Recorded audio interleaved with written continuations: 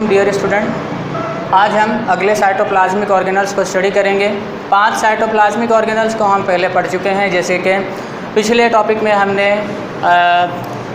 Plastid को और centrioles को पढ़ा था। अभी हम राइबोसोम्स और वैक्यूल को स्टडी करते हैं। Ribosomes are the granules in the cytoplasm in the cell में राइबोसोम साइटोप्लाज्मिक ऑर्गेनेल्स माना जाता है।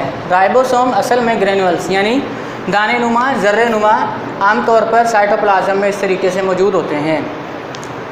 इनको ग्रेनुअल इसलिए कहते हैं क्योंकि इनमें ज़्यादातर आरएनए मौजूद होता है, यानी कि राइबोसोम्स आरएनए के साथ अटैच होते हैं। आरएनए की फुल फॉर्म राइबोन्यूक्लिक एसिड है। राइबोन्यूक्लिक एसिड के साथ राइबोसोम्स अटैच होकर सेल में प्रोटीन बनाने का काम करते हैं, यानी कि सेल में it's synthesize protein during the attachment of the ribosomes, so it is known as the protein factories of cell. यानी कि सेल में जब ये आरएनए के साथ मिलकर प्रोटीन्स को बनाता है, सिंथेसाइज करता है, मैन्युफैक्चर करता है, तो इसीलिए राइबोसोम्स को प्रोटीन फैक्ट्रीज ऑफ सेल कहते हैं, क्योंकि ये सेल में प्रोटीन्स बनाने का काम सर अंजाम देता है।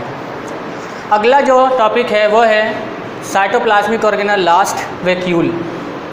वैक्यूल आपको प्लांट और एनिमल सेल में भी पहले बताया गया था कि प्लांट सेल में एक ही बड़ा वैक्यूल होता है, जैसे कि यहाँ पे नज़र आ रहा है, और एनिमल सेल्स में छोटे छोटे से चंद वैक्यूल्स होते हैं या बहुत सारे वैक्यूल्स होते हैं।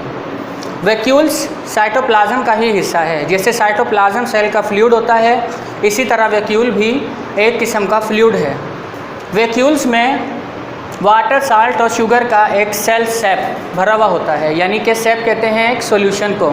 यहाँ पे आपको सेल सेप लिखा हुआ नज़र आ रहा है। सेल सेप का मतलब है खुलिए का रस, यानी कि वैक्यूल्स में खुलियों का जो है सॉल्यूशन जमा होता है, स्टोर होता है वाटर, साल्ट और शुगर का। वैक्यूल्स साइटोप्लाज्म में बिल्कुल फ्लूइड की तरह होते हैं। वैक्यूल्स डिफरेंट इसलिए हैं क्योंकि वैक्यूल्स के चारों तरफ जो है एक ख़ास किस्म की मेम्ब्रेन होती है, जिसे टोनोप्लास्ट कहा जाता है, जिसकी मदद से इनमें सेल सेप स्टोर रहता है। वैक्यूल का फंक्शन भी यही है, it is concern with the storage of cell sap, यानी कि वैक्यूल सेल में जमा करता है सेल सेप को, खुलिए के रस को, और इसमें खुलिए का रस कौन सा है? वाटर, साल्ट और शुगर का।